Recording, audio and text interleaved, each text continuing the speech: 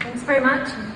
As a broker facilitator, I get the opportunity to interact with students on a regular basis, but it's even more of a pleasure to have met these wonderful student ambassadors who have had many interactions at the internship and fellowship and outreach level with NASA.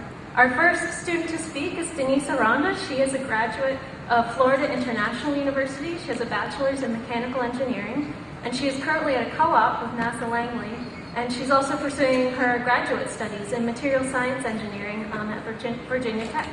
So Denise?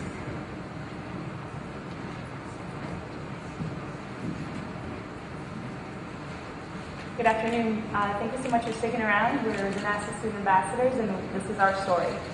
So as she mentioned, my name is Denise Aranda.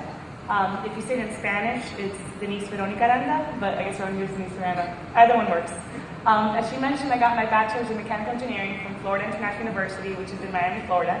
And I'm currently pursuing my master's degree from Virginia Tech as a co-op through the NASA Langley Research Center. So I've always wanted to work for NASA. It's been a dream of mine for a while. So when I got the opportunity through the USRP, I joined Research Center in 2008. As you can tell, I just kept coming back for more and for more and for more. I started off with the USRP, then I did the Space Academy at KSC, Constellation Ground Ups at KSC, Ares 1X, then the Ambassador Program, LARS, and now the co-op. So one of the things that strikes me very interesting when people, strangers, meet me for the first time, they see me and they see that I love my job and I have these degrees, and I guess people assume that you're naturally born that way, or you just always like that. But the truth is that my life could have turned out very different if I wouldn't have not had the mentors that I've had that led me up to this point. So I want to go on a little bit of a time travel with you guys. I want to backtrack 20 years where I was born, which is Caracas, Venezuela. And that was one of the pictures that was taken of me right before we left, about 20 years ago. And as you can tell, I was a really cute baby. I'm not sure what happened since, but maybe it was switching countries. So my parents left Venezuela a few years before Chavez was there, and they had pursued their master's degree at University of Texas, and so they just thought that moving here would be a better opportunity for my sisters and I. However, both of them being avid scuba divers and children of eternal sunshine, decided that the only place that we could live would be Florida, and moreover, Miami. So, bienvenidos a Miami. Now, it is one of the most beautiful places in the world. However, the demographics, as you can see, are very different. It is the United States, but in a lot of ways, it's really not. The Miami metropolitan area ranks 7th largest in the U.S., with 5.5 million people. And to put that into perspective, my high school, even this year, has 5,308 students, and that's just 9 through 12. So, to put that into more perspective, there's more students in my high school than employers at Langley, and that's civil servants and contractors combined. So it's a pretty largely dense populated area. Of those, about 70% are Hispanic or Latin, and 67% have Spanish as their first language. So even though it's paradise to live in, the school systems suffer a lot because of that. So you have very overcrowded classrooms, it's 50 students per teacher sometimes, and you have the added problem of the language barrier. So there's those things that are very tangible and sometimes easy to fix, and there's the intangible things, which is kind of culturally. And through the NASA Ambassador Program, we've been able to reach a lot of these communities, and that's why I think it's so important. As I mentioned earlier, there's been a plethora of people who have been absolutely instrumental in helping me get here and achieving my dream, and the NASA Ambassador Program allows us to be that avenue for these students.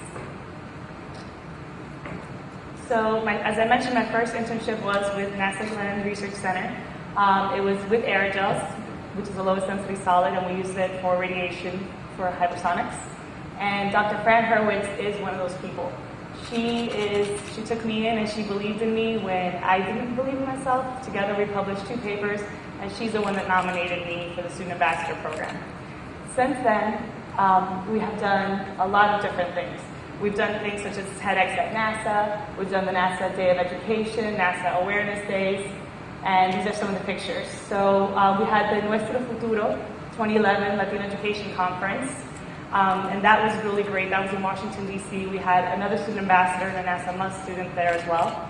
Then we actually went back to Miami, where I got my undergrad for NASA Awareness Day, and as you can see, we got lots of palm trees there. It's a beautiful campus, right in the heart of Miami.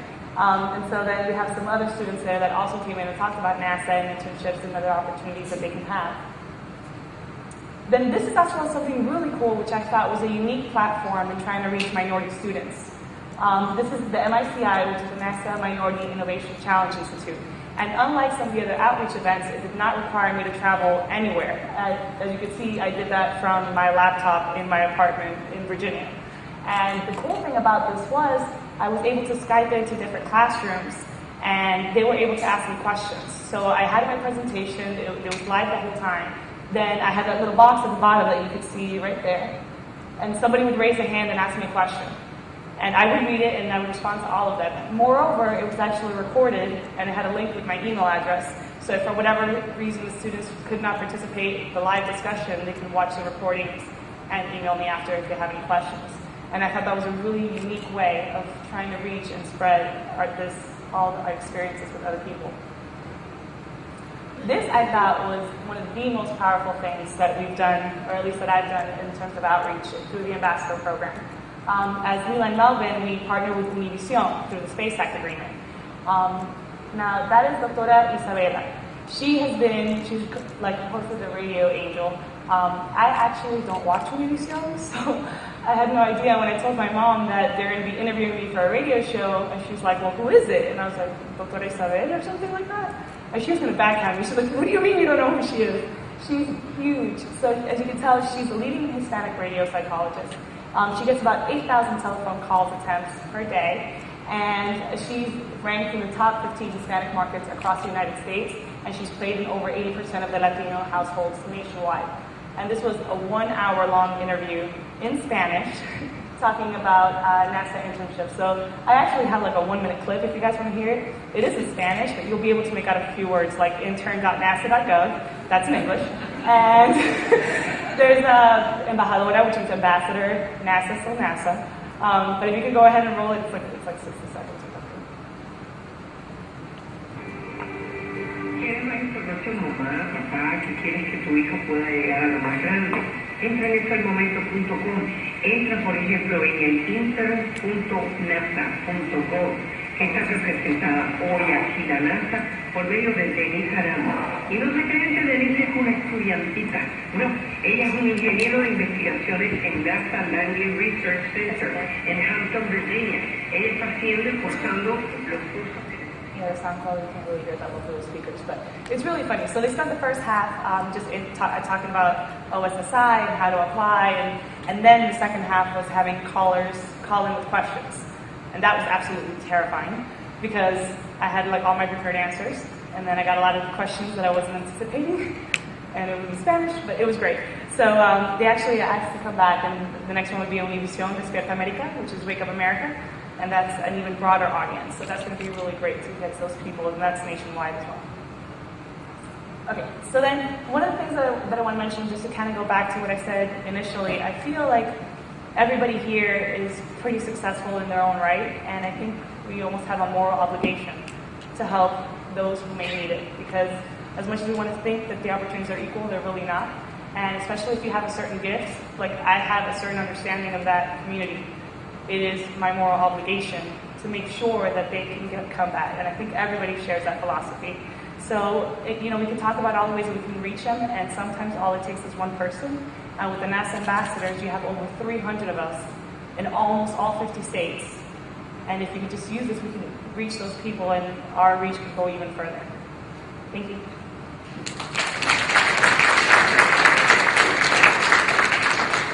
Thank you, Denise. Our next speaker is Ethan Brewer, and he is a senior undergraduate student in aeronautical and astronautical engineering at Ohio State. He's had internships at both NASA Glenn and NASA Langley.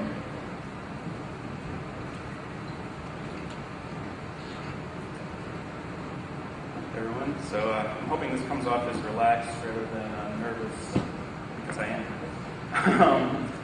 My name's Ethan Brewer. I'm a senior in aerospace engineering at Ohio State. So I named my presentation, actually it is rocket science. I think that's just one of the coolest things about being a rocket scientist is to get to tell people that you're a rocket scientist, and just, maybe it doesn't go so far in this crowd, but around, people just light up in awe. It's even, more amazing sometimes than when they ask how tall I am. 6'6", by the way. And then I also included this quotation on here. My wings are 1,000 books. I think that just speaks volumes about how important education is. Gil Rob Wilson was a big advocate of aerospace a long time ago, and my aerospace class actually made some T-shirts at OSU and put this quotation on the back. So I kind of come from the opposite end of the spectrum as Denise. I come from a small town near Cleveland. My high school had 800 students. It's a predominantly white school, really a great school system. So I grew up, just minutes literally from NASA Glenn Research Center. I would go past it all the time. So I knew about NASA from an early age, and that was really instrumental in influencing me to go into aerospace. So in addition, I'll admit I'm a big fan of Star Wars, and I'd be lying if I said that didn't have some influence on my career choice. And also, when I was young, my parents took me several times to the Cleveland Air Show, and it was just amazing to get to walk up close, go in, around these airplanes, seeing them fly over. Apparently, when I was young, as the airplanes were coming by, my parents said I used to run and scream as they went over and dove to the ground as they flew overhead. And so I guess had a love from airplanes from a very early age. I also had some great role models to look up to. My father, he's an engineer in Cleveland. He does civil engineering, but he still was a big influence to me to go through engineering. And also, I have an uncle who used to work at Glenn in a research center. He's now actually a branch manager at NASA Langley. So he was a big help in inspiring me and also helped me a lot in getting my internships. So naturally, my first internship was at NASA Glenn Research Center, and I guess the whole title didn't show up there. It was the LERCIP program, the Lewis Educational and Research Collaborative Internship Program. My specific project, I was working on the Stirling Advanced Radioisotope Generator. It's a power system for satellites or space bases or lunar rovers intended to be much more efficient than the current generators. You can see we were doing creep testing on a heater head, which is this glowing red hot particle you see right there. That actually helped conduct the heat from the radioisotope source into the generator.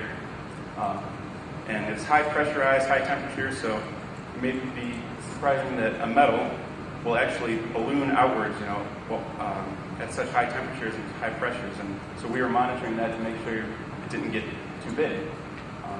There's the generator right there, the full model.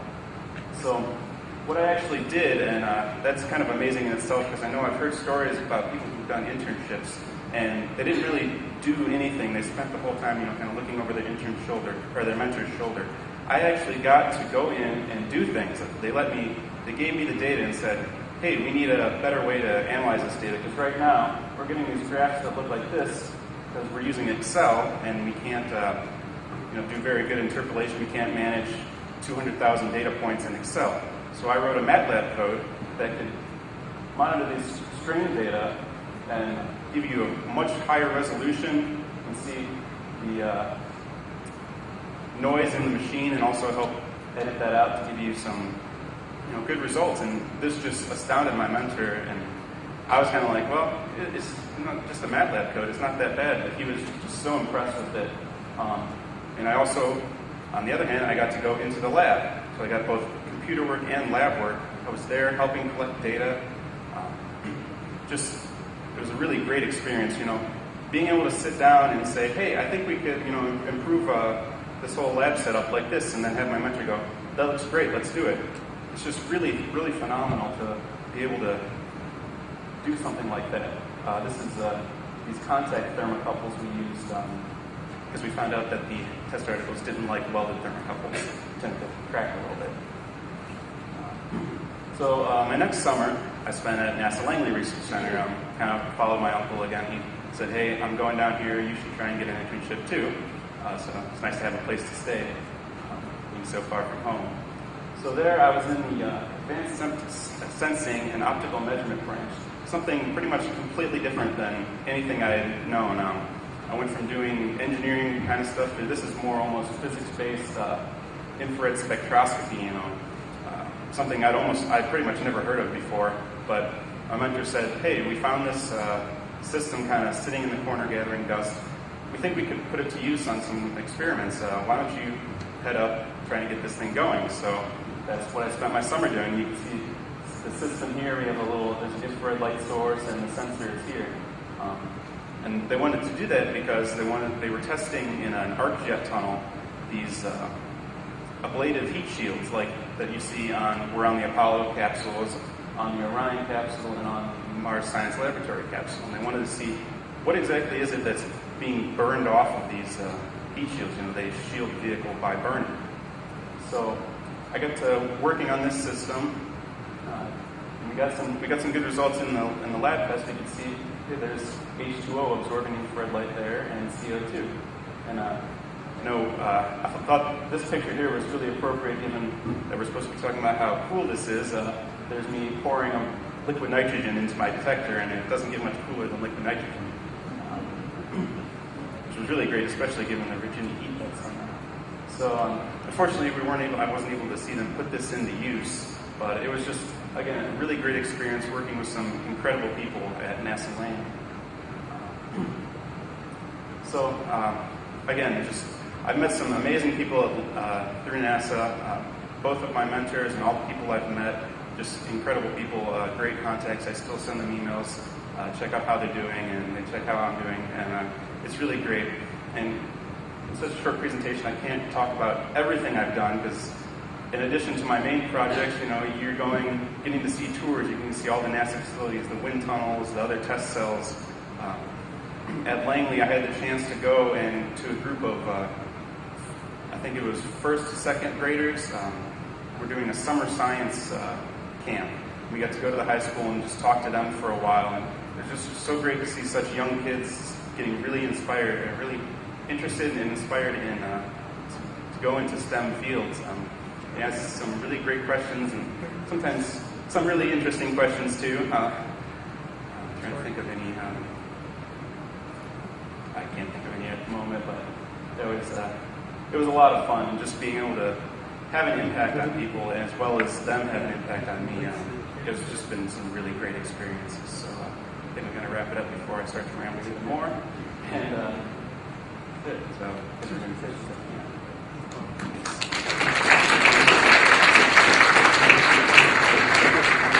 Thank you, Ethan. Our next speaker is Ivy Crystal Jones, and she is a doctoral student at Hampton University, and she is studying solid-state laser crystal material development. Ivy? Good afternoon, everyone. Hi, I'm Ivy Crystal Jones. This is just my title slide. This is a brief informal introduction. I believe in God. I'm a woman of color, native of Chicago. I'm an only child, Virgo, love music. My favorite color is red, and my favorite food is Mexican.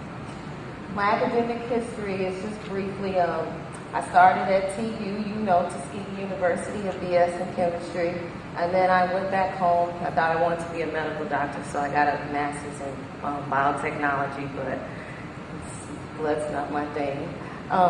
Tuskegee University, I went back and studied nanocomposites, which is related to a little bit of my NASA research.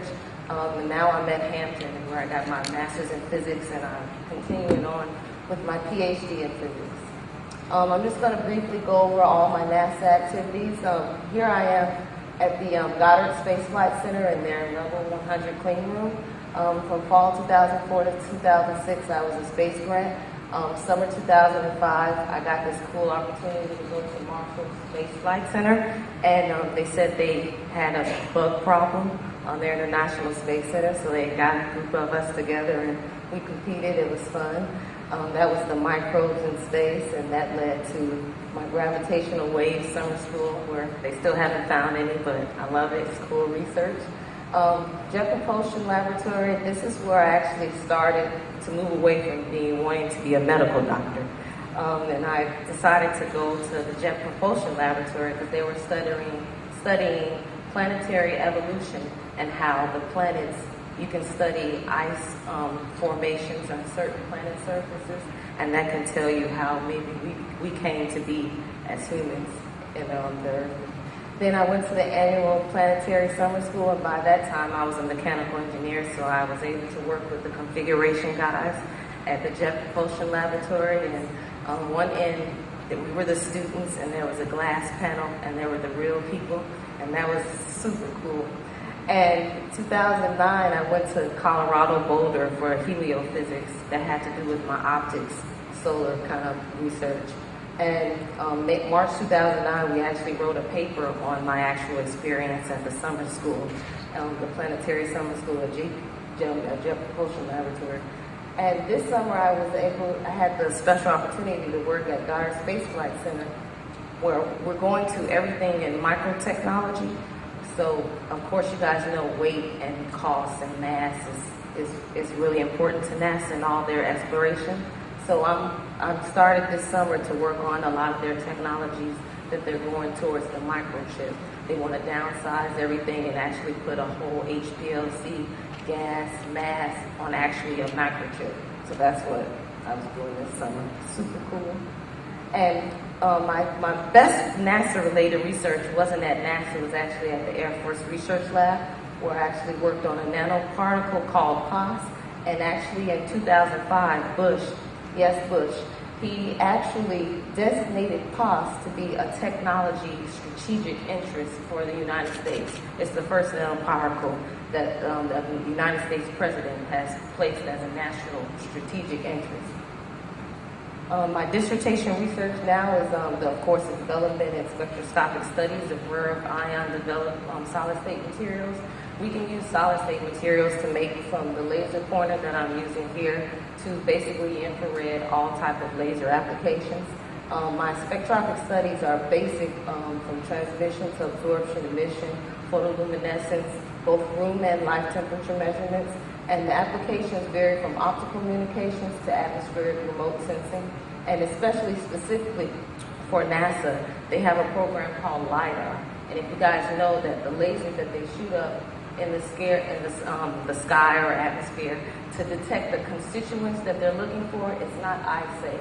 So when they have their radar in the laser detects an aircraft approaching or some other type of aircraft, not necessarily a plane. But they have to shut down, and that is research that is being lost while those airplanes are traveling over to get those measurements. So with my research, I'm going to be using what you call eye-safe materials. So I'm going to be using lasers that are we already have these capabilities now, but they're not actually eye-safe. So that's what I'm trying to push in my research at Hampton University. And a heartfelt thank you. And I just wanted to briefly show you a couple of cool pictures from my Goddard Space Flight Center. That's a statue at Goddard Space Flight Center of the bust of Dr. Goddard. And I actually had a center tour of the whole center, but this is my coolest stop, was to see the assembly of the James Webb Telescope. Then I got an actual oral presentation from a Nobel Prize winner, which is Dr. John Mather, Senior Project Scientist. That was pretty cool. And they also have business parts at Goddard Space Flight Center, and they have what you call the Maryland Space Business Roundtable Luncheon, and that's where they get a bunch of interns selected together, and you actually are paired up with aerospace companies, not all aerospace companies, but majority of them aerospace companies, and you're able to get contacts, and you're able to take those contacts forward and use it. So it's not just academia and government. You can also use industry can get involved as well in this, like as you can see. And Goddard Day was so cool because I was actually able to get into one of the actual Humvees that they use now, and that 50-pound vest is what the soldiers have to go through. So I just want to see how it is to actually feel like I'm doing something. But that's my talk. I'm Ivy Crystal Jones. If you have any questions at the end, I'll be, available. Thank you, Ivy. Our next speaker is Marcia Cole, and she received her bachelor's in chemistry from Grambling State University, and she's now pursuing her doctoral degree in chemistry from Louisiana State University, and she is also a Harriet Jenkins Fellow. Hello, everyone. So, I'm from the South. I'm from Dallas, Texas, so, this is a very warm type of speech. So you guys can relax a little bit because I don't want you guys to make me nervous or be too stiff. So what I want to do is talk to you guys about my journey. And I know at NASA it's very cliche to have aliens on your presentation, but as a NASA student ambassador and being from where I'm from, I think it's almost appropriate because I felt like I was abducted at a young age. And so this is me when I was 3. And I felt like I was being abducted by aliens because I was very precocious as a young child. I knew far beyond my age. My parents didn't keep anything from me and my brother. We were always familiar with what our circumstances were. And so you can see there's a picture of my brother pushing me towards some pigs, actually. I was really scared. But I felt like this probably got my face really well and how I was feeling. But they had to bring me back when I was 5 so I could start kindergarten. And this is the journey of how I became the almost PhD scientist today. And I say almost because in May 2012, by the grace of God, I will have a PhD after my name. So I come from Dallas, Texas, as I said before. And what I want to do is kind of bring you on my journey because there are a lot of students that come from economically disadvantaged backgrounds that use their circumstances as reasons as to why they cannot become scientists or why they cannot major in STEM or whatever reason that they use as a crutch. But in my case, it actually motivated me. I persevered through all of those circumstances and triumph.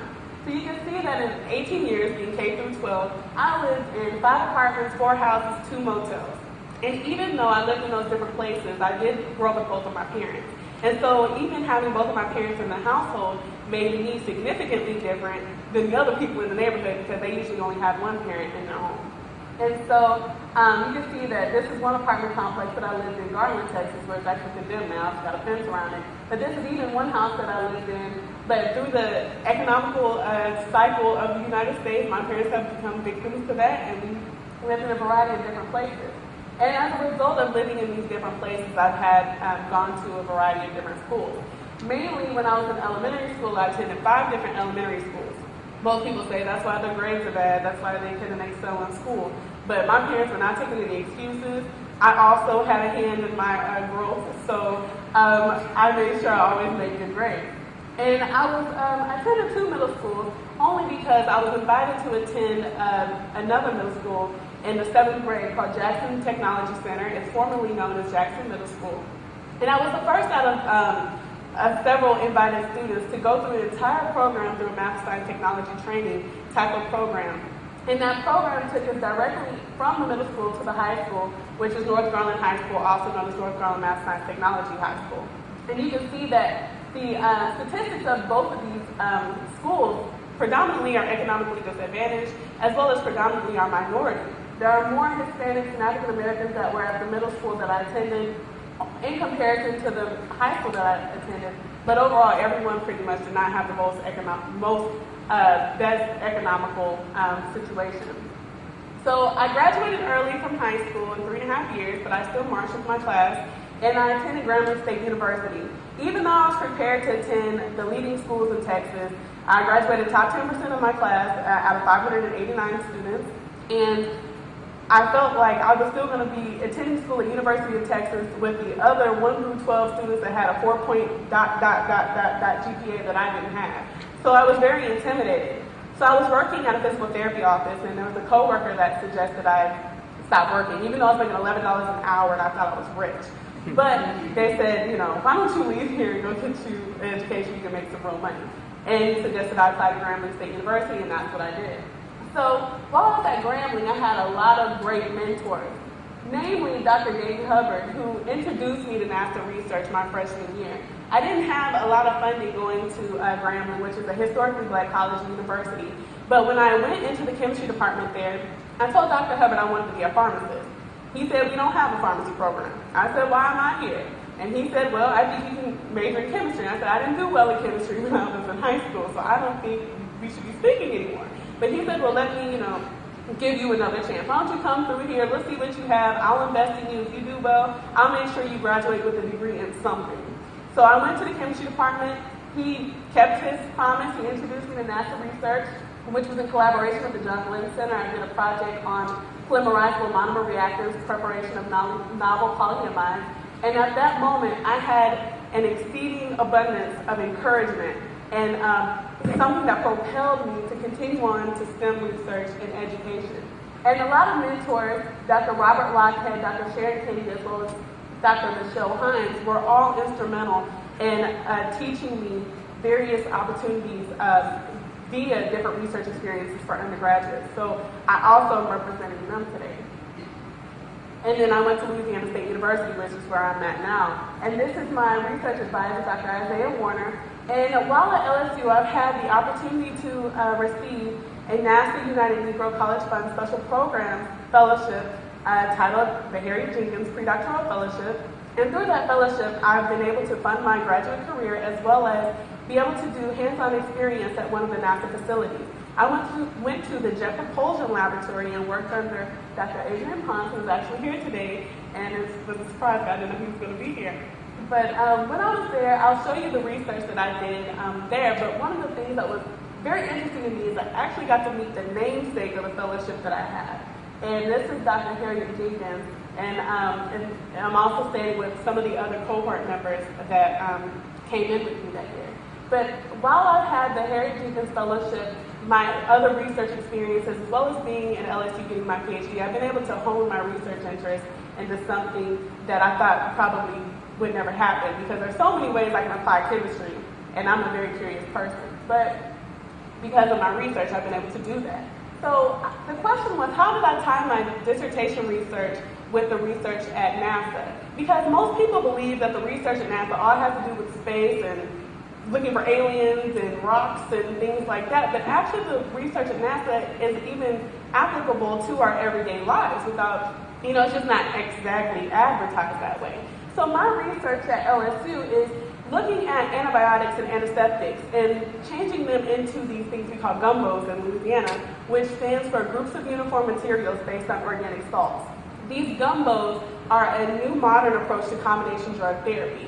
So the overall idea is preventing infection transmission, maintaining infection control, keeping sterility, and all of those things. When I found out that NASA has the mission for planetary protection, that's when I was like, aha, that's where my research can fit in. And that's what I did with Dr. Adrian Ponce. And there I studied an inhibitory response using various amino acids, which basically, if you think of a spore as an armadillo, when armadillos are in their ball, they're very indestructible. But when they open is when you can kill them. So there are some bacteria, mostly from Clostridium and Bacillus species, that they try to psych you out when you try to kill them. They go in this little ball. And then whenever you get done trying to kill them, and they think the coast is clear, and they open back up, and then there's like, I'm still here. So in Dr. Ponce's lab, they've come up with this way of identifying the presence of spores. And I looked at some chemicals that can inhibit that process of them going into their spore or opening back up so that we can kill them using some spectroscopy as well as some microscopy. And so these opportunities that NASA has afforded me has allowed me to speak on a variety of different platforms. I've spoken at the NASA Ames conference that was held in conjunction with the United Negro College Fund Special Programs this summer, as well as the Nova Shea Conference. I presented a poster at NASA Ames, as well as my research I did at the Jet Propulsion Laboratory. And I've traveled across the United States, which I probably wouldn't have been able to do if I hadn't received the investment and the support of many others. And then I was a student ambassador. So this is one of the most notable firsts in my family. I'm the first in my family to attend college, to graduate from college, to go to grad school, to get a PhD, to almost get a PhD in chemistry, to do all these things. And then I'm the only one in my family to be a NASA student ambassador. And I probably will have that title for a while. So this is me on a very happy day when I found out that I was a student ambassador for NASA. And this is what I received in the mail. I got this nice plaque as well as a picture of Dr. Milburn of an astronaut and a badge that I'm wearing today. And then I got a nice award at the conference this summer with Ames. And so what is my take-home message? Me being from the inner city, I represent a variety of different people. What do I want to share that NASA has done for me? Well, my whole life, the platform is put the stereo on mute. And what are stereo? What are mute? What am I talking about? Well, stereo refers to stereotypes and statistics. If you mute those stereotypes and statistics, And how would you mute that? And that would be by the acronym, Maintaining and Understanding Through Teaching and Education, which is everything that you guys have been emphasizing today. And what I want to do is let you guys know that I'm doing exactly the same thing through volunteer efforts. I make sure I participate in chemical demonstrations with the young K-12 students. I participate in the Sally Ride Foundation. I try to use myself as an exhibit to show other students that think they can't, that they can. And in doing so, I try to help cultivate talent and mentorless pools. I didn't really know much about NASA growing up in Dallas, but because of the people that have been placed in my life, I've been exposed to NASA. So if I can reach those other inner city people and just the common people that I see that I actually really don't even speak to, but I have a badge on, now they're more familiar with someone that's at NASA that they can help probably identify with. As well as encourage these inner city youth to be bold beyond the expected. Too much in the inner city are people trying to get what we call at home, hood rich. And hood rich means that you're too focused on trying to get drafted into the NFL. You want to get an NBA contract. You're trying to win the Powerball. You're trying to do everything that does not too much require your mental capacity. Mostly because people are not encouraged to exercise their mental potential. And I want to make sure that I extend that opportunity by showing, yes, I'm a product of the same environment. I've had the same circumstances, and even some that I've not even mentioned, but it does not mean that you're not capable of going beyond what is expected. At the same time, I want to be a host reflection. If I reflect someone that you've seen before, I look like you, so why don't you think that you could achieve the same things that I've achieved? As well as, I want to minimize that bridge between the disadvantaged and the advantaged, which is called the achievement gap that the White House likes to call it. If we could minimize that, then there would be no more segregated thought process about, well, I'm from a disadvantaged background, so I can't do that. That's far beyond my reach. Everything is tangible at this point. But if you can establish educational legacies, then everything would be possible. So now I'm not only a legacy for my family, I'm a legacy for my future family, for the students that I may teach one day, as well as pass by on the street. I'm a legacy now, and if we can multiply that, which we have with the different student ambassadors here, then the whole NASA objective would be much more effective. And so I conclude by just showing my family, it has been us for my entire life. And we've all had a winding road, even though everybody likes to have hope and desire for a road that's straight and narrow. But we've had some curves in our road.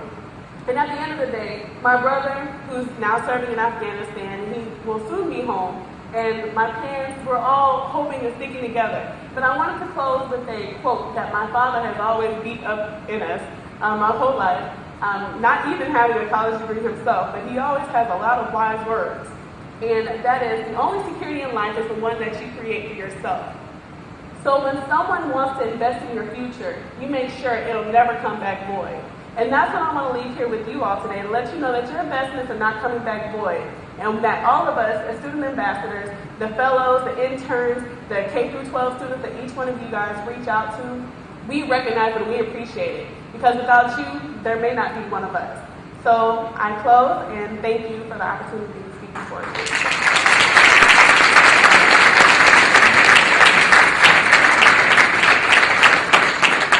Thank you, Marsha. We have one more student ambassador, Cody Ensley, who wanted to be here today, and unfortunately the winter weather kept his plane from taking off. But he is a senior undergraduate student in computer engineering at Salish Kootenai College, and he's completed 2 internships at Johnson Space Center, and we actually have a video that details some of his internship experience that we'd like to play in place of him being able to give a presentation.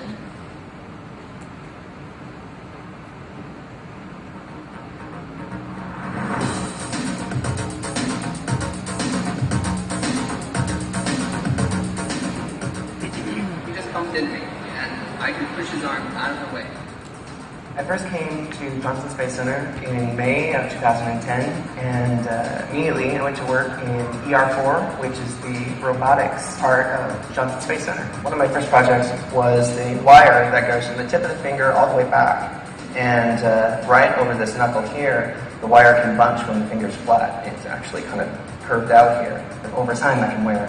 And we wanted to make the hand more robust, so we had to fix that. Now that I've come back for the second semester, what's really exciting is the work that I did on the hardware the first time, now I get to interact with from the software side the second time around.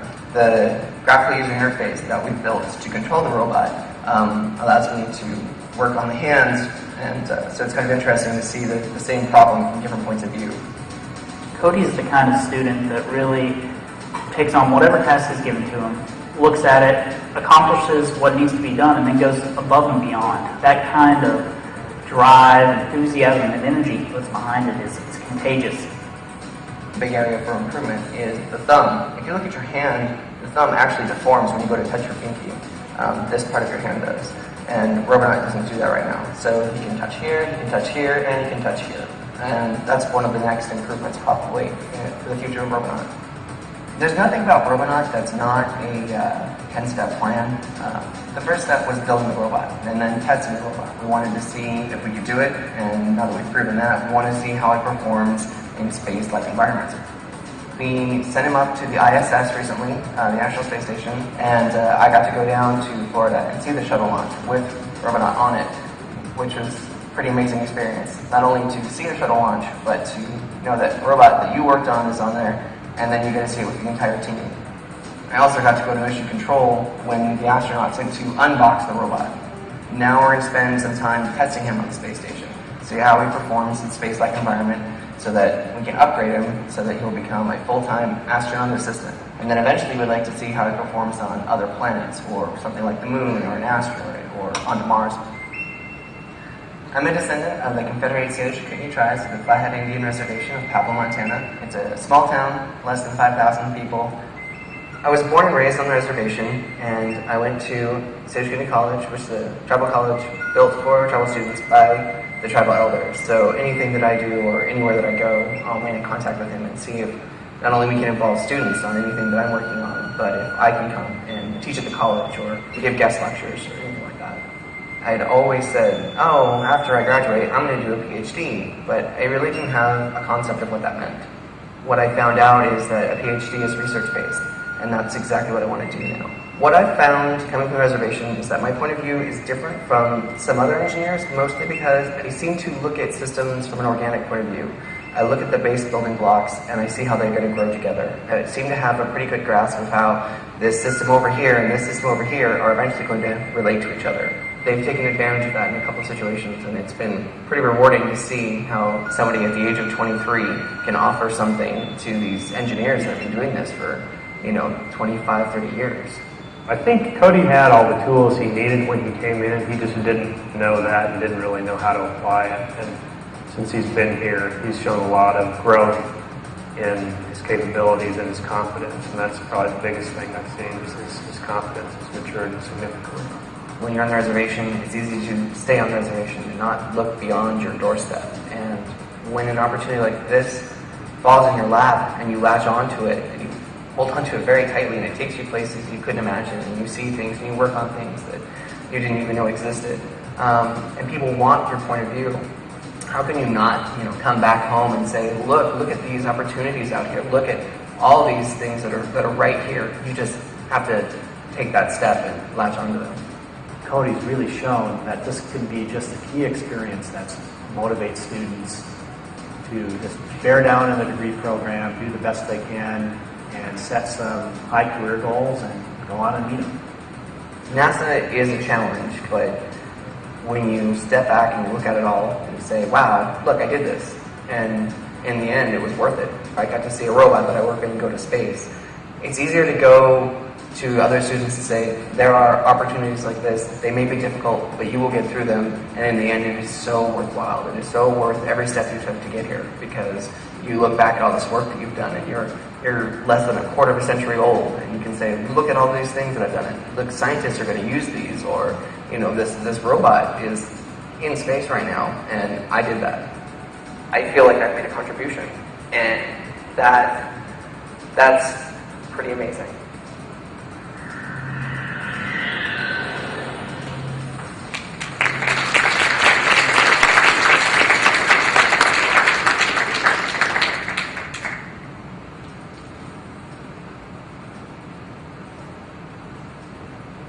I pin the reason that I've become an engineer on my parents' investment in hundreds of dollars worth of Legos. over my lifetime. And from an early age, I was given a screwdriver, and I was allowed to take apart anything in the house without fear of reprisal from my parents, specifically vacuum cleaners and toasters. We've gone through a lot of those.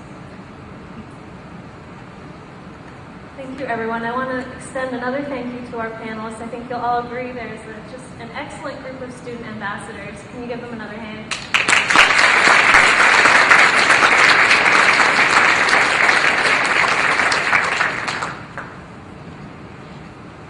I hope you leave as inspired as I do, and thinking that working with NASA in whatever capacity, industry, academia, or being one of our student ambassadors truly is a cool experience. So thank you again for what you've done and for the work that you're doing to inspire people coming up behind you. So thanks again for the work that you've done.